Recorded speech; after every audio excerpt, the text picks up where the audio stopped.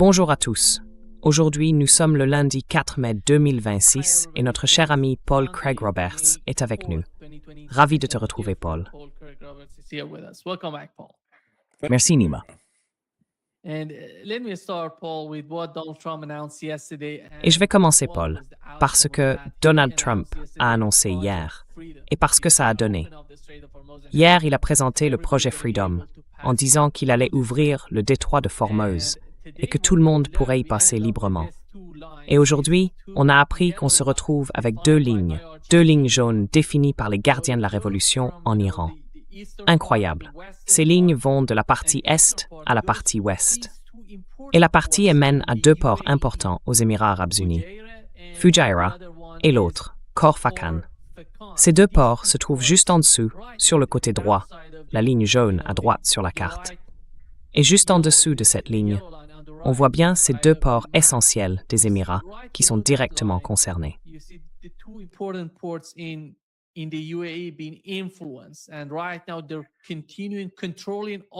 Et en ce moment, ils continuent de contrôler toute cette zone. Leur objectif principal, c'est que personne ne puisse utiliser le détroit d'Ormuz pour exporter du pétrole. Peu importe que ce soit dans le détroit ou en dehors, ils ne pourront pas l'envoyer, parce que les Émirats arabes unis sont sortis de l'OPEP et de l'OPEP, c'est-à-dire l'Organisation des pays arabes exportateurs de pétrole. Et ils se retirent aussi du Conseil de coopération du Golfe. Alors aujourd'hui, il y a eu une sorte de chaos, parce que les États-Unis ont essayé. Enfin, ce matin, on a appris qu'un destroyer américain avait tenté de passer par le détroit d'Ormuz. Il a été touché, 2 missiles balistiques ont été tirés sur le destroyer.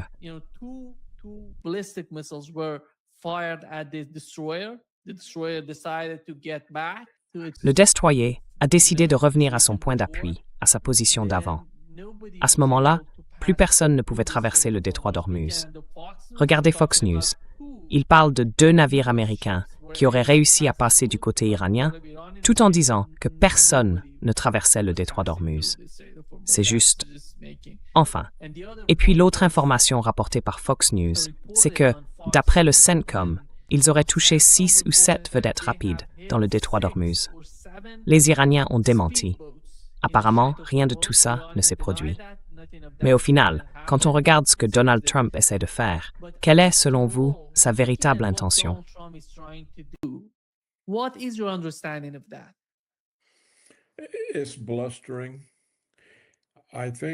C'est du vent. À mon avis, il est, comment dire, dans une sacrée impasse. On le sait tous, il est coincé. Et il essaie de cacher qu'il l'est, tout en donnant l'impression qu'il garde le contrôle, qu'il reste la figure dominante dans toute cette affaire. C'est pour ça qu'on entend sans arrêt que l'Iran serait complètement dévasté, sans marine, sans aviation, sans missiles, et ainsi de suite. Donc je pense que c'est comme ça qu'il faut le comprendre.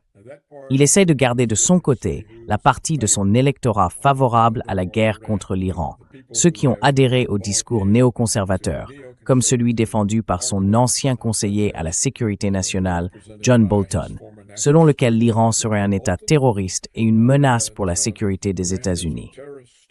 Ce qui est absurde.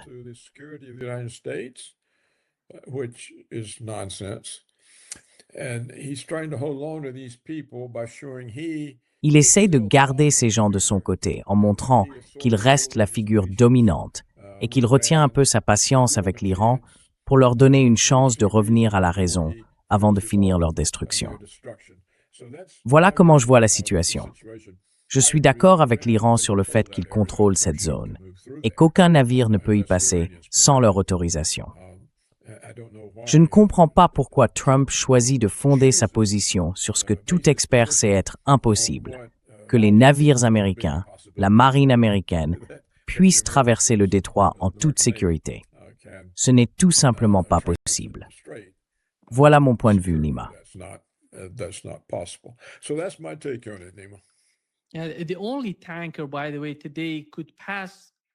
Le seul pétrolier, d'ailleurs, qui a pu traverser le détroit d'Ormuz aujourd'hui, c'était un navire iranien transportant du gaz liquéfié, sous sanction.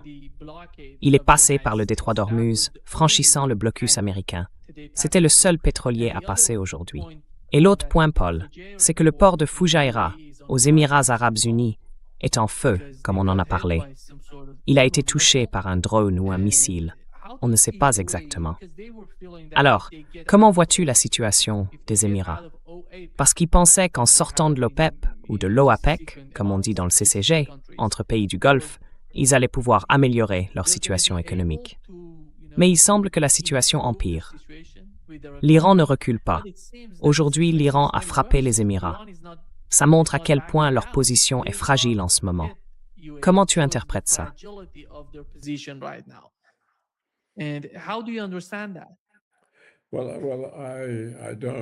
Eh bien, je ne sais pas pourquoi ils se sont retirés de l'OPEP. On pourrait penser que c'était pour pouvoir vendre plus de pétrole que l'OPEP. Mais il se trouve que les pays de l'OPEP ont augmenté leur production, du moins d'après les informations qu'on a vues dans les médias. On ne sait jamais ce qui est vrai. Oui, un peu. Pas tant que ça.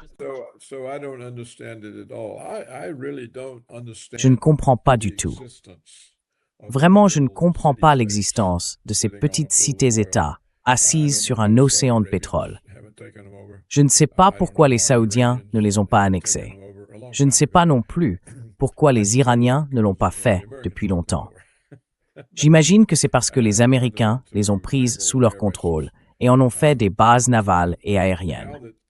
Maintenant que ces Émirats du Golfe ont compris qu'ils ne sont plus en sécurité, que l'Amérique a échoué à les protéger, je me demande s'ils ne vont pas revoir profondément leur manière de se positionner dans le monde.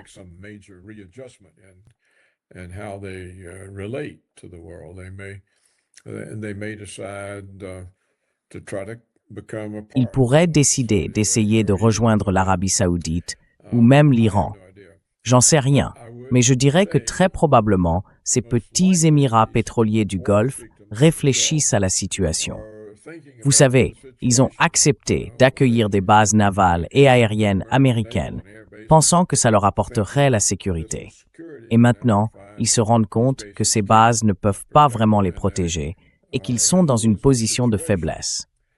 Donc, à moins que Trump et Israël, d'une manière ou d'une autre, parviennent à reprendre le contrôle et à s'imposer, ce dont je doute, ces pays vont sans doute chercher à se réorienter d'une façon ou d'une autre.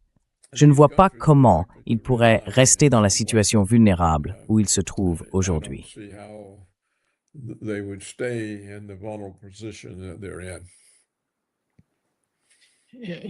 Voici ce que Scott Bessant a dit à propos de la faille du détroit d'Ormuz. Les Iraniens n'ont pas le contrôle du détroit. C'est nous qui avons le contrôle total du détroit. Nous avons bloqué les navires qui entrent ou sortent des ports iraniens. Leur économie est en chute libre. Et tout le monde dit qu'ils ont une grande tolérance à la douleur. Eh bien, leurs soldats, eux, n'auront pas une grande tolérance au fait de ne pas être payés.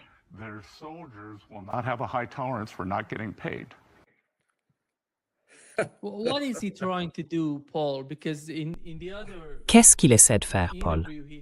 Parce que dans l'autre interview qu'il a donnée, il comparait les gardiens de la Révolution à Baghdad Bob. Baghdad Bob, c'était ce type qui affirmait que rien ne se passait, alors qu'on voyait les chars bouger derrière lui, en Irak. Et là, qui est le Baghdad Bob? Il essaye de tout dire, tu vois. Il affirme que les États-Unis contrôlent totalement le détroit d'Ormuz. Mais en quoi ça va l'aider, ça?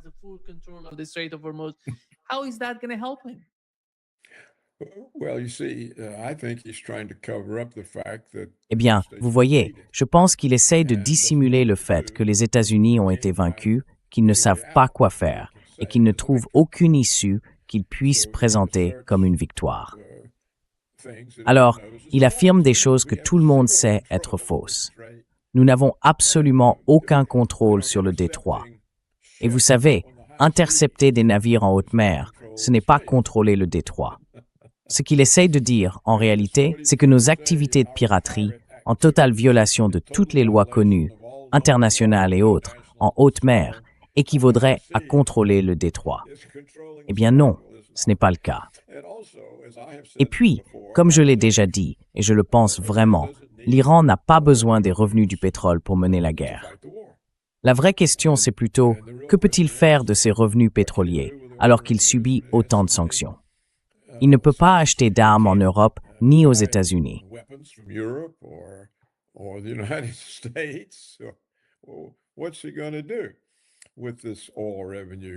Qu'est-ce qu'ils vont faire avec ces revenus pétroliers? Il dit qu'ils vont s'en servir pour payer. Mais ils n'ont même pas de quoi payer leurs troupes.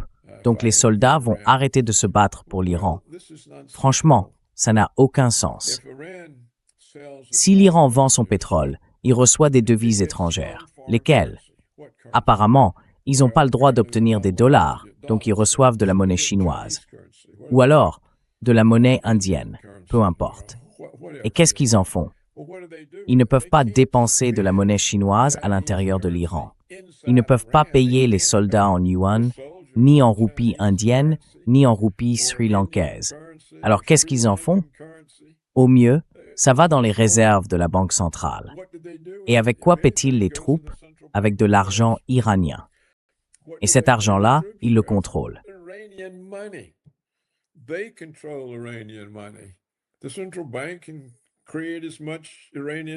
La Banque centrale peut créer autant de monnaie iranienne qu'il faut pour payer les troupes.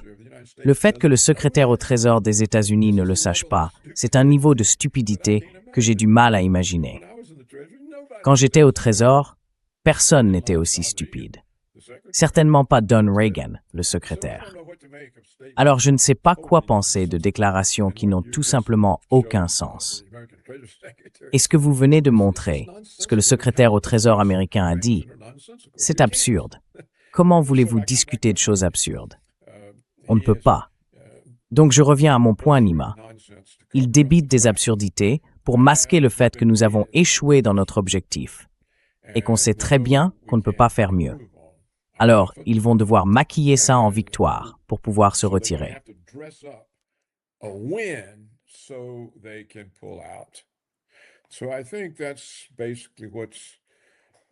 Je pense que c'est à peu près ça, ce qui se passe. Vous savez, le genre d'Américains qu'on appelle les super patriotes, eux, ils croient toujours qu'on a des ennemis. Tout le monde est notre ennemi. Ils pensent qu'on essaye sans arrêt de nous attaquer, qu'on doit toujours se battre, et qu'on gagne toujours, qu'on les bat à chaque fois. On a battu Kadhafi, Saddam Hussein, Assad, on va battre Poutine. Et ils y croient vraiment. Du coup, ils se laissent avoir par ce genre de dissimulation, parce qu'ils ne peuvent pas accepter qu'on ait été vaincus. Ce sont les mêmes qui disent encore « on aurait pu gagner au Vietnam, mais on ne nous a pas laissé nous battre ». Ce genre de discours. Il y a toujours, aux États-Unis, un public pour ce type de bêtises que le secrétaire au Trésor a sorti de sa bouche.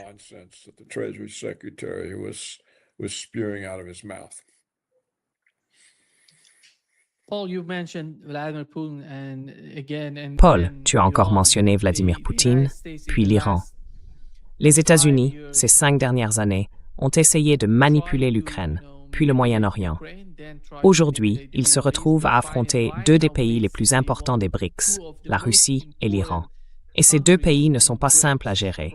La Russie est une superpuissance. L'Iran, lui, est une puissance régionale très forte en Asie de l'Ouest. Au moins, ils savent se défendre. Et c'est pareil pour la Russie. Elle a beaucoup appris pendant la guerre en Ukraine. Et les États-Unis, eux, ne lâchent rien sur ces 2 fronts. On n'a vu aucun signe de la part de l'administration qui montrerait qu'ils sont prêts à le faire.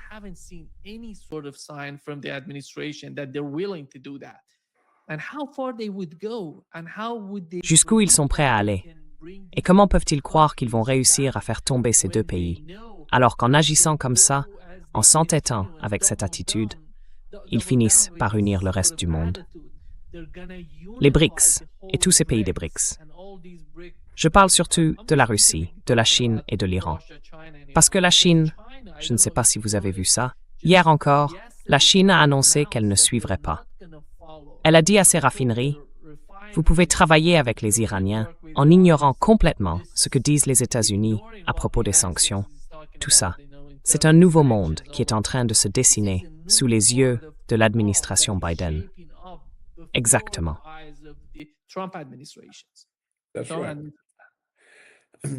That's right.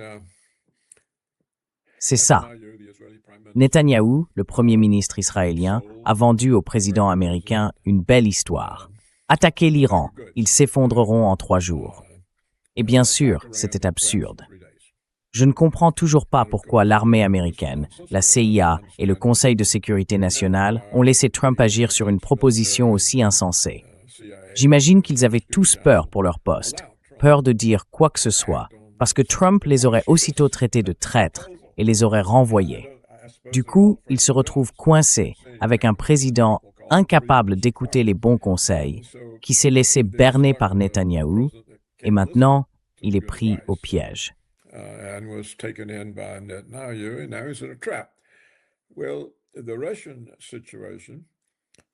Eh bien, la situation en Russie, vous savez, je critique la façon dont Poutine a mené la guerre parce que je pense que le fait de ne pas l'avoir terminée rapidement a permis à l'Occident de s'impliquer de plus en plus.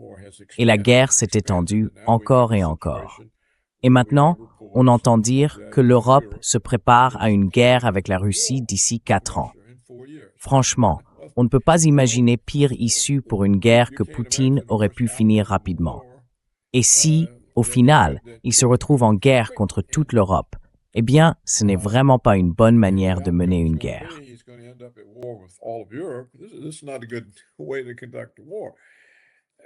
Alors pourquoi Poutine a-t-il mené la guerre de cette façon? Il y a plusieurs explications possibles. La mienne, c'est qu'il voulait la guerre pour pouvoir négocier.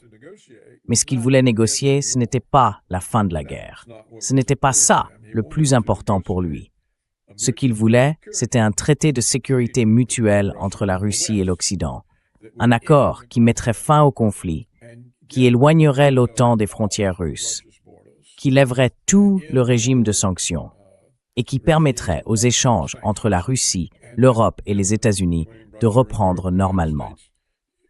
L'objectif de Poutine est donc un objectif stratégique de grande ampleur.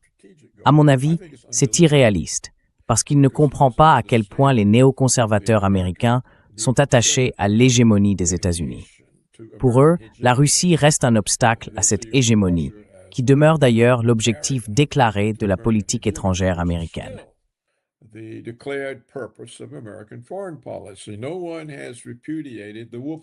Personne n'a jamais répudié la doctrine Wolfowitz. Paul Wolfowitz a rédigé cette doctrine en 1991. Elle a connu quelques révisions, mais elle était clairement en place dès 1992. Donc vous voyez, c'est une doctrine ancienne, bien établie, et personne au sein du gouvernement ne l'a rejetée. Moi, je l'ai fait, mais je ne suis pas au gouvernement et je ne peux rien y changer.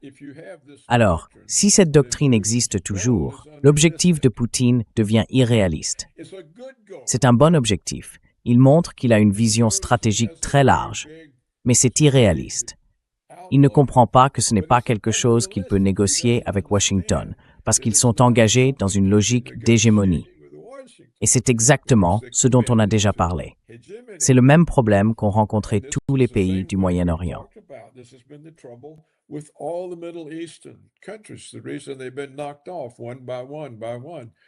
La raison pour laquelle ils ont été éliminés un par un, c'est à cause d'Israël et des États-Unis. Ils ne comprennent pas que l'objectif sioniste du Grand Israël implique qu'il ne peut pas y avoir de pays arabes ou musulmans souverains au Moyen-Orient. Israël revendique tout le territoire et il montre des cartes pour le prouver. Vous savez, les premiers ministres israéliens brandissent des cartes du Grand Israël. Ces cartes incluent tous ces pays indépendants qui existent depuis longtemps, en particulier l'Iran. Et l'Iran, c'est l'un des plus anciens États-nations qui soit. Donc, quand on est dans une situation où les objectifs fixés sont irréalistes, parce qu'ils sont irréalisables, mais que ceux qui les poursuivent ne le comprennent pas, eh bien, on se retrouve avec ce genre de problème.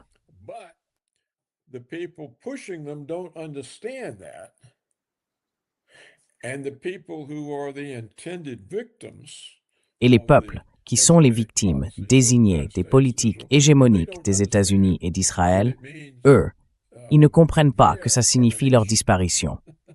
Ils essayent d'engager des négociations. Mais on ne peut pas. Pour moi, c'est là le vrai problème. C'est le vrai problème, et c'est pour ça que toute cette folie continue. À mon avis, ce qu'il reste du Moyen-Orient, ou comme on dit maintenant de l'Asie de l'Ouest, devrait organiser une conférence. Il devrait dire, écoutez, on a ce problème avec l'agenda sioniste du Grand Israël. Ça veut dire qu'on ne peut pas exister. Ils sont après nous. Ils ont déjà dit que la Turquie serait le prochain Iran. Ils ont déjà revendiqué l'Arabie saoudite comme faisant partie du Grand Israël. Et maintenant, ils attaquent l'Iran et le Liban. Alors qu'est-ce qu'on fait face à ça? So, what are we going to do about this? We got to realize that this is the problem. Il faut qu'on comprenne que c'est ça, le vrai problème. Ce n'est même pas vraiment Trump, ni les Américains en eux-mêmes. Les États-Unis sont le bras armé d'Israël dans la guerre contre les musulmans, tout comme l'Ukraine est le bras armé de l'Amérique dans la guerre contre la Russie. Eh bien, Poutine doit comprendre que la politique étrangère des États-Unis ne laisse aucune place à un gouvernement russe souverain. Il ne peut pas être souverain. Il peut exister, oui, mais seulement sous le parapluie américain. Et c'est ça que veut dire le concept du Grand Israël. Le Moyen-Orient peut exister, mais sous la domination israélienne. Et le problème, c'est que Poutine ne le comprend pas. L'Iran non plus. L'Arabie saoudite, la Turquie, l'Irak ne l'a pas compris. La Syrie, le Liban, et ils ont disparu justement parce qu'ils ne l'ont pas compris.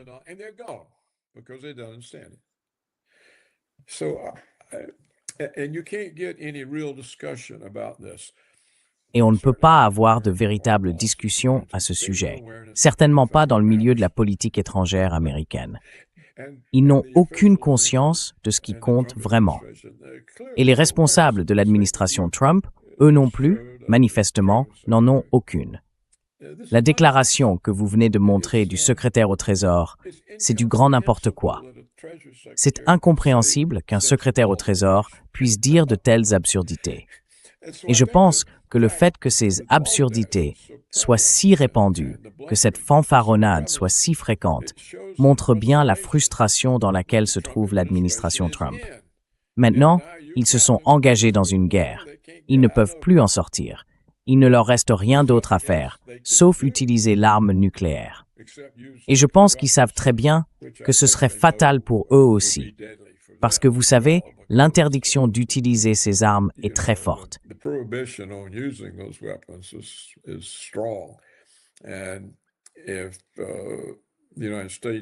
Et si les États-Unis libèrent ce génie de la bouteille, ils le feront d'une manière qui finira par se retourner contre eux. Donc je ne pense pas que la menace nucléaire soit vraiment crédible, surtout que c'est une guerre de choix. Ce n'est pas comme si l'Iran avait attaqué et tenait les États-Unis et Israël à la gorge. L'Iran, c'est un pays qui a été attaqué et tout ce qu'il a fait, c'est répondre. Et comme vous le savez, je suis critique sur la façon dont l'Iran a mené cette guerre. Juste au moment où ils étaient en train de gagner, ils se sont arrêtés et ont accepté un cessez-le-feu. Ils auraient dû continuer et aller jusqu'à la victoire. Et à ce moment-là, tout cela aurait sans doute changé le gouvernement en Israël. Ils auraient peut-être pu obtenir un gouvernement prêt à renoncer à l'agenda sioniste du Grand Israël.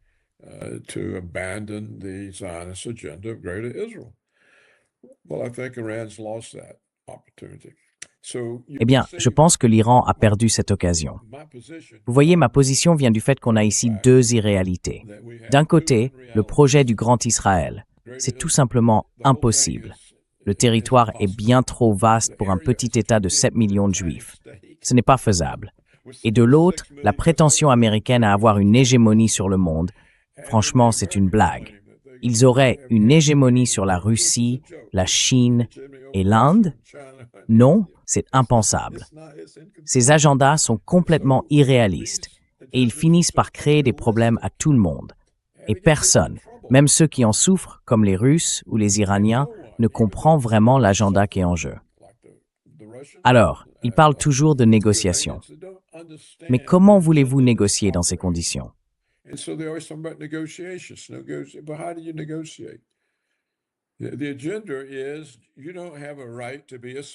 Le message, c'est que vous n'avez pas le droit d'être un État souverain. Comment voulez-vous négocier ça? On ne peut pas négocier ça. Du coup, personne n'agit de manière réaliste. Et c'est ce manque de réalisme, partagé par tous les acteurs, qui rend la situation dangereuse. Vous savez, j'ai déjà exprimé ces points de vue dans votre émission et j'espérais qu'ils finiraient par nourrir un débat plus large. Que les décideurs commenceraient à comprendre que ce n'est pas une impasse, mais un chemin vers une grande guerre. Et cette guerre-là, ce serait une guerre nucléaire. Et ça, c'est vraiment la dernière chose dont on a besoin. Personne n'y gagnerait. Alors merci de m'avoir reposé ces questions et de m'avoir donné l'occasion d'expliquer à nouveau ma position. Voilà. To present my take on it, but that's it.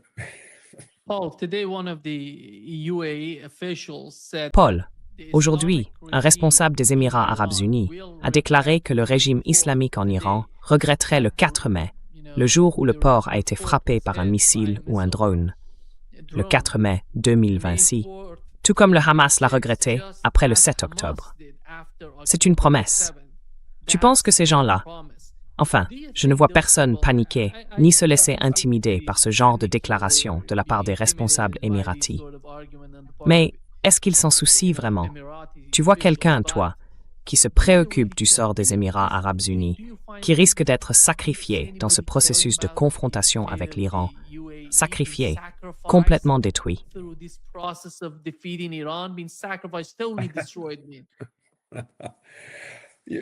Most likely, what is going on there. Très probablement, ce qui se passe là-bas, c'est qu'un responsable comptait sur la protection américaine. Mais elle n'est plus là. Il est frustré, il ne sait pas quoi faire. Alors il pousse un cri de défi, une menace qu'il ne peut pas mettre à exécution. Ce lieu ne peut absolument pas représenter une menace pour l'Iran. Et si les bases américaines le long du golfe Persique sont tellement endommagées, il est peu probable qu'elles soient remises en service. Dans ce cas, la personne que vous citez se retrouve dans une mauvaise posture parce qu'elle va devoir trouver un arrangement avec l'Iran tout en les menaçant. Donc en réalité, c'est lui qui se rend vulnérable, pas l'Iran. So he's making himself vulnerable, not Iran. Oui, Paul, est-ce que tu vois Donald Trump aller en Chine le 15 mai, vu la situation actuelle?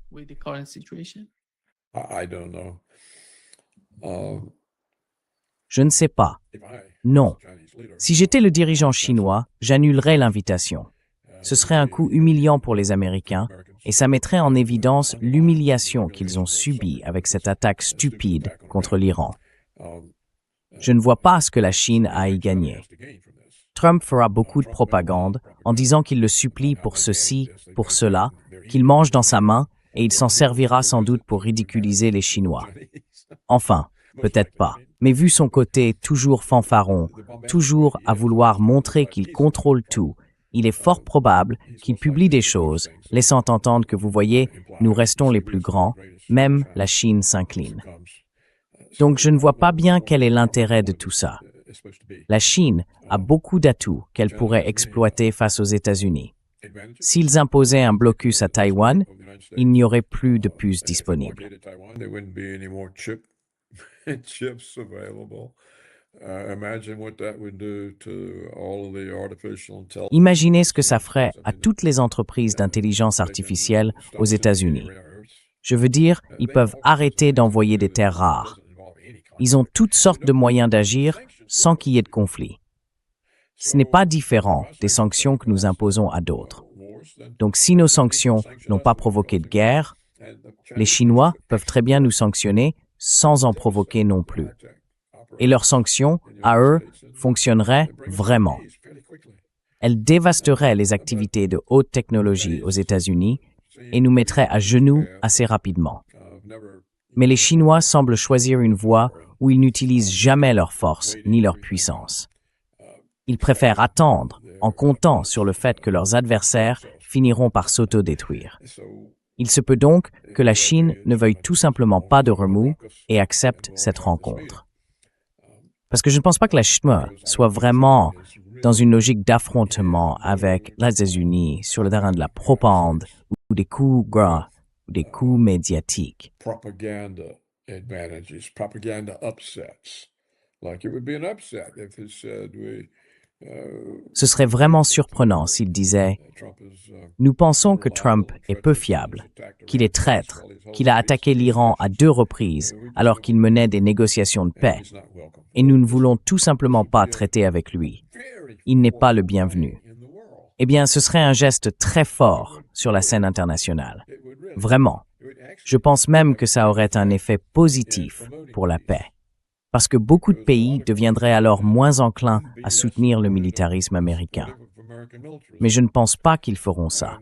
So Donc je ne m'attends pas à ce que ça change quoi que ce soit, I don't ni qu'il en sorte quelque chose de concret. for anything. Trump fera sans doute beaucoup de bruit, Trump et les Chinois, eux, auront simplement assisté à un nouvel épisode sans en tirer profit. Parce que si on en tire profit, event on entre en conflit avec l'adversaire. of it, because if you take Et advantage eux, of it, then ils ne veulent pas de conflit. conflict with the opponent, and they don't want to be in conflict. So Voilà, c'est comme ça que je vois les choses. take on it. I don't think any of these meetings Je ne pense pas que ces réunions aient jamais la moindre importance, parce qu'elles n'ont tout simplement rien à voir avec la réalité. relate to the reality. Comme l'Alaska. I like Alaska. Yeah. Whatever. Comme l'Alaska, oui. Qu'est-ce qui en est sorti au final? Rien. Je ne me souviens même plus depuis combien de temps c'était. Et vous savez, toutes ces négociations avec les Russes, au bout du compte, ça s'est transformé en accord entre le type russe, Dmitriev, qui représente les oligarques, et Kushner et Witkoff, qui représentent les milieux d'affaires américains. Ils mènent des discussions pour établir des contacts commerciaux. Ils ne parlent pas de la guerre, ni de l'objectif de Poutine d'un accord de sécurité mutuelle. Vous savez, il y a quelques années, j'ai été invité à Moscou pour intervenir à une conférence de l'Académie des sciences de Russie sur le thème « Peut-il y avoir une nouvelle Yalta ?» Ce qu'il voulait dire, c'était l'accord entre Staline, Roosevelt et Churchill qui, en quelque sorte, s'était partagé le monde. Et il voulait relancer cette idée de Yalta. Je leur ai dit, écoutez, vous ne pouvez pas obtenir ça tant que la doctrine Wolfowitz reste la politique étrangère américaine, parce qu'elle affirme que les États-Unis revendiquent l'hégémonie sur le monde. Donc on ne va pas vous en céder une partie. Et ils se sont tout simplement mis en colère.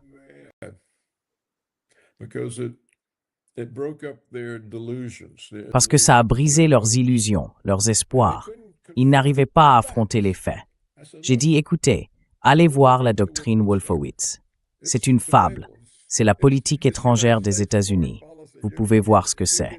Mais ils ne voulaient pas. Non, on ne va pas reconnaître ça. Ça détruit nos espoirs. Ça ruine nos illusions.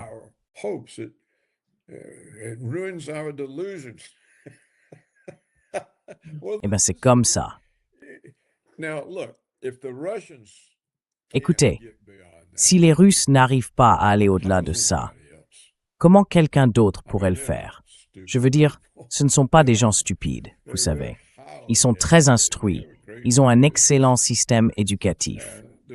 Mais si eux n'arrivent pas à affronter la réalité parce qu'elle va trop à l'encontre de leurs espoirs, qu'est-ce que les autres peuvent faire?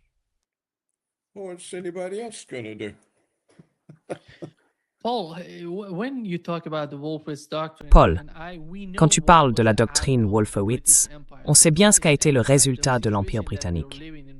L'Empire britannique, la situation qu'on vit aujourd'hui, surtout en Eurasie avec le cas de l'Ukraine, et aussi au Moyen-Orient, en fait, tous ces pays du Golfe, les pays du CCG, ont été créés par l'Empire britannique.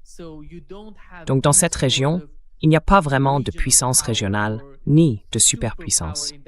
Alors, quand je regarde l'Empire britannique et que je vois la doctrine Wolfowitz, qui semble en quelque sorte en être inspirée, je me dis que quand il parle d'empêcher l'émergence d'une superpuissance ou d'une puissance régionale, c'est en réalité une stratégie de division. Diviser pour régner. Créer de petits États incapables de se défendre eux-mêmes.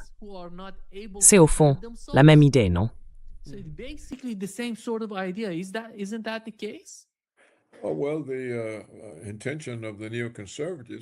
Eh bien, l'intention des néoconservateurs, c'était de briser... Enfin, tu vois, ils ont fait éclater l'Union soviétique. La Russie a perdu d'immenses territoires en Asie centrale. Le Kazakhstan, l'Ouzbékistan, le Turkménistan, l'Azerbaïdjan, la Géorgie. Turkestan, Azerbaijan, Georgia. Some state its petroleum. And then they lost Ukraine, the Baltics. Et puis, ils ont perdu l'Ukraine, les pays baltes, la Biélorussie. Vous savez, la Biélorussie est aujourd'hui plus ou moins unie avec eux, mais ça reste un pays à part. Tout ça, à l'origine, c'était des provinces russes. L'effondrement de l'Union soviétique a donc permis aux Américains de réduire de moitié ce qui était la Russie et l'Union soviétique. Et maintenant, ils pensent pouvoir continuer, parce que la Fédération de Russie est composée de différentes ethnies. Il y a aussi une importante composante musulmane. Alors, les néoconservateurs croient qu'ils peuvent déstabiliser le gouvernement russe et démanteler encore davantage la Fédération de Russie. And further dismember the Russian Federation, and it will be a collection of smaller states. Et ce sera un ensemble de petits États, incapables d'exercer un véritable pouvoir national, ou même régional. Donc ce que vous dites est vrai. Maintenant, je ne sais pas si c'est une politique délibérée du gouvernement britannique, ou simplement quelque chose qui s'est produit comme ça. Parce qu'à l'époque, l'Inde était gouvernée par une entreprise privée. Et je ne sais pas, peut-être que c'était 2 siècles avant que le gouvernement britannique ne prenne le contrôle. L'Inde était dirigée par la compagnie commerciale qui s'y était installée. Et c'était pareil pour une grande partie de l'Afrique. Vous savez, c'était Cecil Rhodes qui dirigeait la Rhodésie, pas le gouvernement britannique.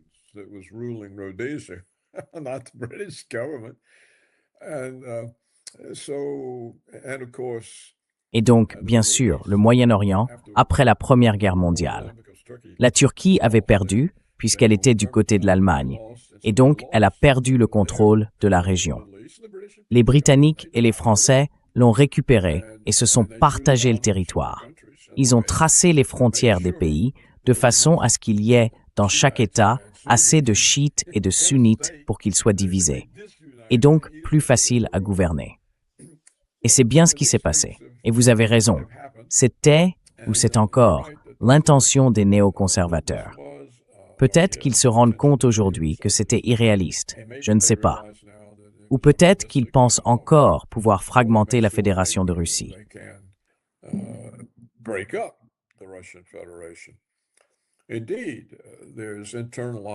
En effet, il y a maintenant une opposition interne à Poutine, ce qui n'était jamais arrivé avant, à cause des taux d'intérêt très élevés.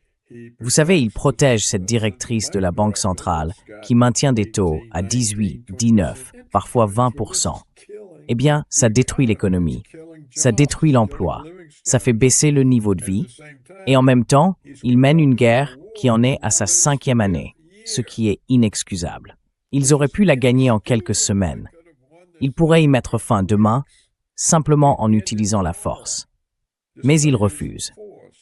Comme je l'ai déjà dit, à mon avis, son objectif, c'est de maintenir la guerre en vie, parce qu'il espère utiliser les négociations pour obtenir un accord de sécurité mutuelle, pas pour mettre fin au conflit.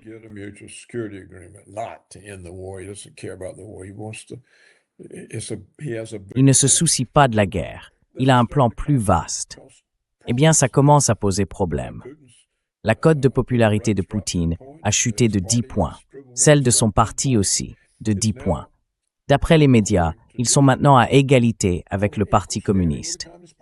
Il pourrait donc perdre les élections à la Douma en septembre, je crois, ou peut-être un peu plus tard à l'automne. Et dans le système russe, le parti qui gagne choisit les ministres. Ça ne changera rien pour Poutine, parce que son mandat de président est indépendant de ces élections. Mais il se retrouverait avec un gouvernement qui n'est pas le sien. C'est ce qui peut arriver en France. Le président français peut se retrouver avec tous ses ministres issus du parti d'opposition.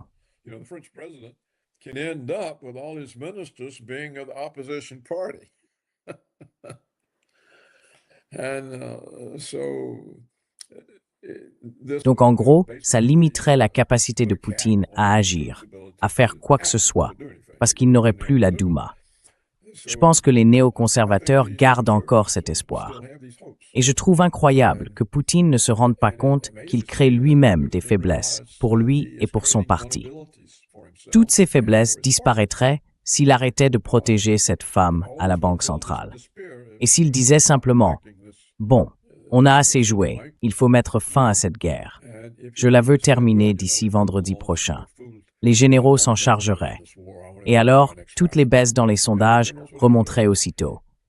Tout serait réglé.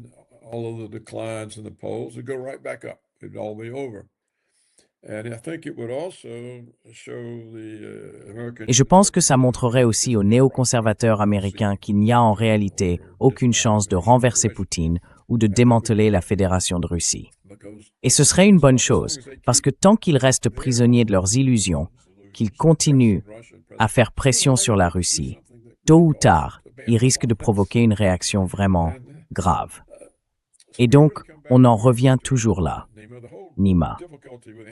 Toute la difficulté, quand on essaye d'analyser la situation et de répondre à tes questions ou à celles de n'importe qui, c'est qu'il y a un décalage énorme entre la pensée, le comportement et la réalité. Ils ne comprennent pas la réalité, ou bien ils refusent de l'accepter. Du coup, ils s'attaquent à des choses qui ne sont pas le vrai problème. Je pourrais sans doute l'expliquer un peu mieux, mais je pense que tu vois ce que je veux dire. I could probably explain that better, but I think you know what I mean. Yeah, Paul. Donald Trump said to ABC Oui, that oui. Iran hasn't Paul Donald violated- Trump a déclaré à ABC que l'Iran n'avait pas violé le cessez-le-feu. Ils ont seulement tiré quelques missiles, dont la plupart ont été interceptés. Très peu de dégâts aux Émirats arabes unis. Mais les dégâts, à mon avis, étaient quand même importants, parce qu'il s'agit des deux ports essentiels que les Émirats avaient en dehors du détroit d'Ormuz. Ils pouvaient y expédier du pétrole. Et après tout, Paul, si la situation des Émirats n'inquiète pas vraiment l'administration Trump, imaginons ce qui pourrait faire monter la guerre d'un cran, comme le souhaite Benjamin Netanyahu. Voici la solution proposée par Naftali Bennett. Here is the solution suggested by Naftali Bennett.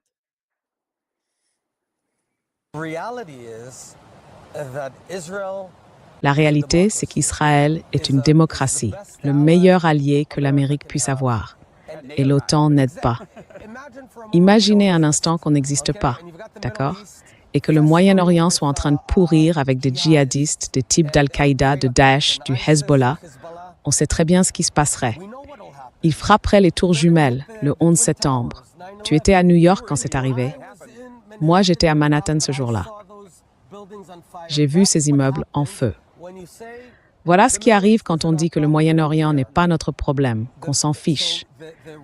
Alors les islamistes radicaux viendront frapper le grand Satan, à Manhattan, en Californie, en Amérique, mais cette fois avec des missiles balistiques nucléaires. Et grâce à Israël, il n'est pas nécessaire d'envoyer des centaines de milliers de soldats sur le terrain. Oui, tu vois ce qu'il est en train de dire. En gros, il menace les États-Unis d'une nouvelle opération sous faux drapeau sur leur propre sol. Tu comprends ça, Paul? Vas-y. Your understanding of that, Paul. Go ahead. It was fear-mongering about. Oui, c'était de la propagande par la peur. Tu vois, d'après ce que je comprends, Nima, les soi-disant radicaux musulmans, tout ça, ce sont des créations de la CIA. On les a créés pour déstabiliser l'Union soviétique en Afghanistan. Et Ben Laden, c'était notre homme. Il dirigeait cette organisation, une opération de la CIA contre les soviétiques. Et c'est évident qu'il n'a strictement rien à voir avec le 11 septembre. Aucun musulman n'a eu quoi que ce soit à voir avec le 11 septembre. C'était une opération interne menée par les néoconservateurs américains pour créer le nouveau Pearl Harbor dont ils disaient avoir besoin afin d'envahir le Moyen-Orient et de détruire les pays qui faisaient obstacle au Grand Israël. Voilà ce qu'était le 11 septembre. Et la guerre contre le terrorisme, c'est une imposture. Il n'y avait pas de terrorisme. C'était une guerre pour se débarrasser de Kadhafi, de Saddam Hussein, d'Assad, au profit du Grand Israël. Tout comme la guerre actuelle vise à éliminer l'Iran pour le Grand Israël.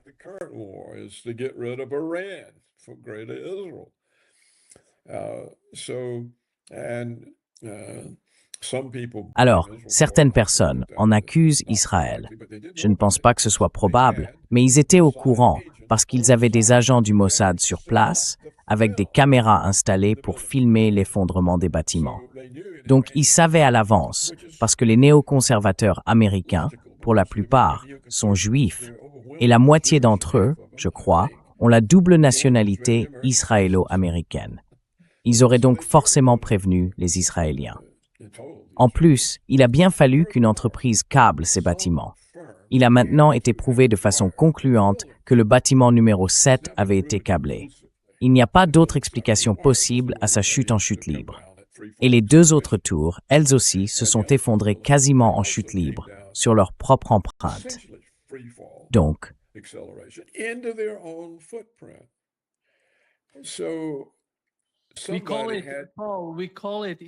En génie civil, on appelle ça une démolition contrôlée. Ça veut dire qu'on détruit le bâtiment de manière à ne pas endommager ceux qui l'entourent. C'est ça. J'en ai vu une, il y a des années, quand j'étais étudiant en ingénierie. Alors quand j'ai vu ça, j'ai dit c'est une démolition contrôlée. Eh bien,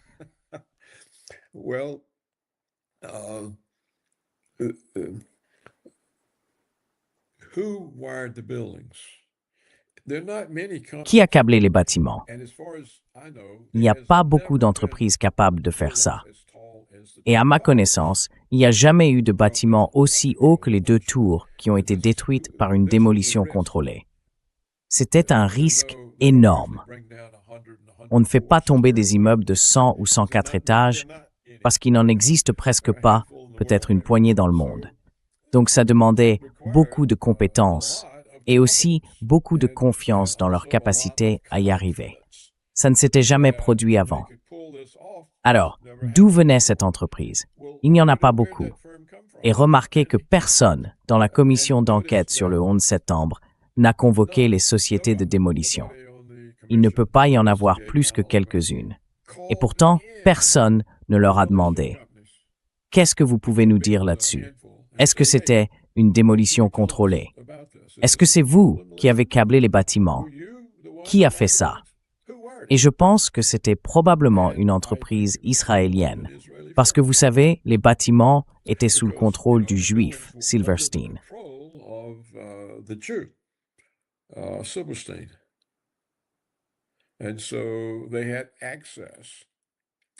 Donc, ils avaient accès. Et le système de sécurité était aussi sous le contrôle des néoconservateurs. Mais malgré tout, vous voyez, c'est difficile à expliquer. Je veux dire, en Israël, il n'y a pas de gratte-ciel qu'on doit faire tomber pour construire autre chose. Ils n'ont pas d'expérience dans la démolition de bâtiments de ce type. Je ne pense même pas qu'ils aient déjà eu à faire tomber un immeuble aussi haut que le bâtiment numéro 7. Mais ce qu'on sait avec certitude, et ça, ce n'est pas discutable, c'est qu'un bâtiment comme le numéro 7 du World Trade Center ne peut pas s'effondrer à la vitesse de la chute libre, en restant dans son empreinte au sol, sauf s'il s'agit d'une démolition contrôlée. Parce que, dans une démolition contrôlée, chaque étage doit se détacher juste avant que l'étage du dessus ne le frappe. Parce que, même si l'étage du dessus a assez de masse et de force pour écraser celui du dessous, ça prend quand même un certain temps.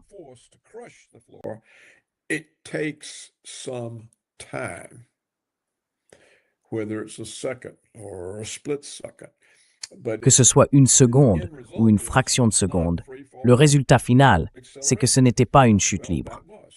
Or ça, c'en était une, et ça, c'est indiscutable. Donc on sait que c'était câblé. Et si celui-là était câblé, alors les deux autres l'étaient probablement aussi. Aucune de ces questions n'a jamais été abordée. Et bien sûr, les agents du Mossad qui ont été arrêtés en train de filmer, tout ça a été préparé. Donc ils savaient forcément. Ils ont été gardés quelques mois, jamais interrogés par la commission, puis renvoyés. Et donc oui, la guerre contre le terrorisme, c'était une mise en scène créée pour envoyer l'Amérique en guerre pour le grand Israël. Ils ont caché ça en l'appelant la guerre contre le terrorisme.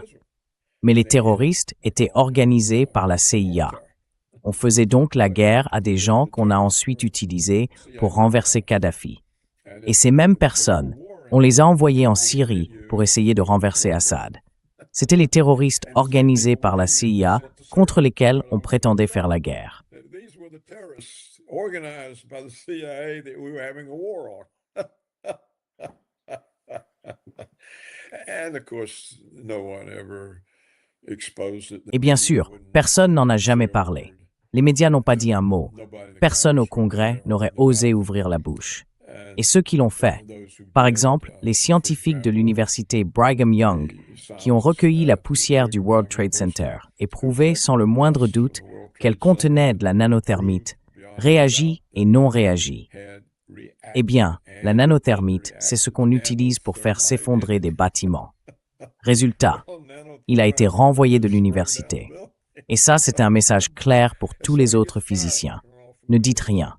Sinon, vous perdrez tous vos financements fédéraux. Votre département de physique sera fermé. Votre carrière sera finie. Et les directions d'université le savaient très bien. Elles ne pouvaient pas se permettre de perdre l'argent fédéral. Alors tout le monde s'est tu. Exactement la même chose pour les architectes de gratte-ciel et les ingénieurs en structure. High-rise architects and structural engineers. Eventually, Richard Gage had 3,000 Au final, Richard Gage a réussi à en rassembler 3000 qui disaient « Ce n'est pas possible, ça ne s'est pas passé comme on nous le raconte.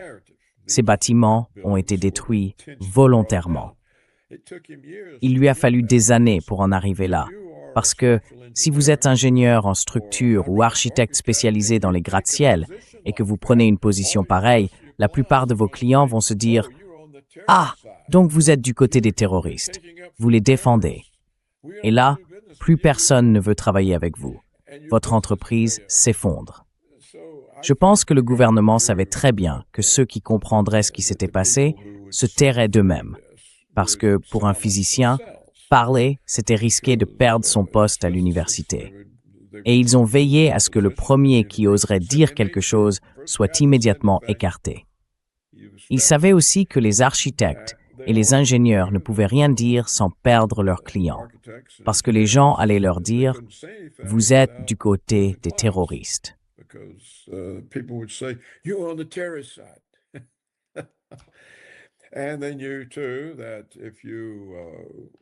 Et ils savaient aussi que si vous étiez journaliste et que vous disiez quoi que ce soit, on vous collerait une étiquette, on vous diaboliserait ou on vous ignorerait, parce que tout le monde aurait peur. Donc même ceux qui avaient monté un dossier solide, personne n'en parlait, parce qu'ils se disaient « ils vont nous tomber dessus aussi ». Ce n'est pas seulement lui qu'ils visent, c'est tous ceux qui s'en mêlent. Voilà comment ça fonctionne. C'était pareil pour l'assassinat de John Kennedy et pour celui de Robert Kennedy. C'était facile à comprendre, mais le prix à payer était trop élevé. Alors tout le monde s'est tu. Et ça, c'est un vrai problème, parce que même ceux qui connaissent la vérité ne peuvent rien faire. C'est trop risqué pour quiconque de la reconnaître. Et bien sûr, la situation est encore pire quand tout le monde est trop irréaliste pour être réaliste. If everybody is too unrealistic to be realistic.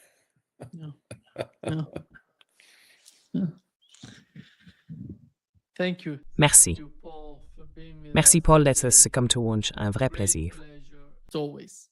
Okay. D'accord. Thank you Merci very much. beaucoup. À la semaine See you prochaine. next week. I'm Et veel gonna plezier, share Swines. the link. Merci. À bientôt. Ouais. Bye-bye. Goodbye.